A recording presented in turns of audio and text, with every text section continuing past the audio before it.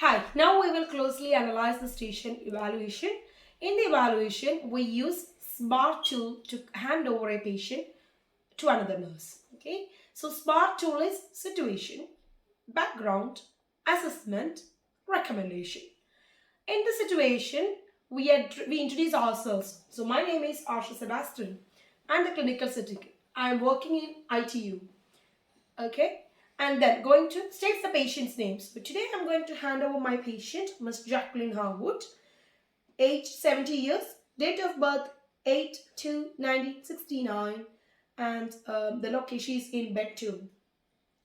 She has initially come into the hospital with the diagnosis of pneumonia. That is the situation. She is currently stable and she is ready to be transferred to a ward. So imagine if I am a nurse in the ITU and I am transferring to the ward. She is currently stable and she is ready to transfer to the ward. This is the situation. Now, moving on to background, we see the things that happened with this patient on admission. So things like date of admission. So she was admitted to hospital on 31st of March 2021. She has initially come in with shortness of breath and cough. And on her initial admission, we referred her to the respiratory team.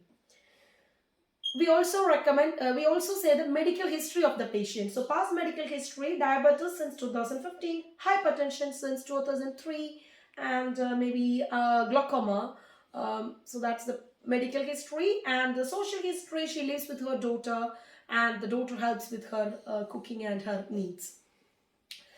And in the background, we also details the current events that happened. So we initially, she came in with the shortness of breath. So we have done an X-ray on her. And then we diagnosed pneumonia for her, which we treated with antibiotics. And currently, she has responded to the antibiotics and now doing very stable. This is called background of the patient. Now, moving on to the next step, assessment. In the assessment, you see the most recent observations. So her recent observations were heart rate so and so, blood pressure so and so, pulse so and so, respiration so and temperature so and so.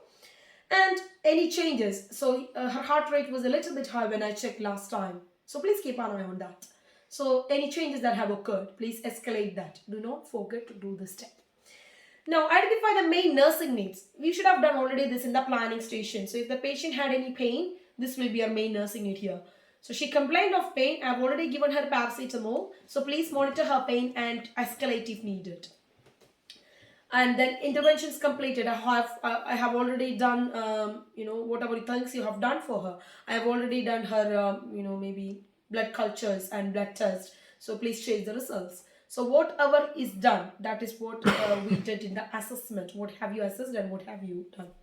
And if any areas of concerns, maybe her temperature was a little bit high, so escalate that.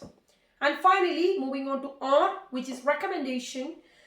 You have to say that, what do you think is needed for her? So what do you anticipate of that particular nurse doing for this patient?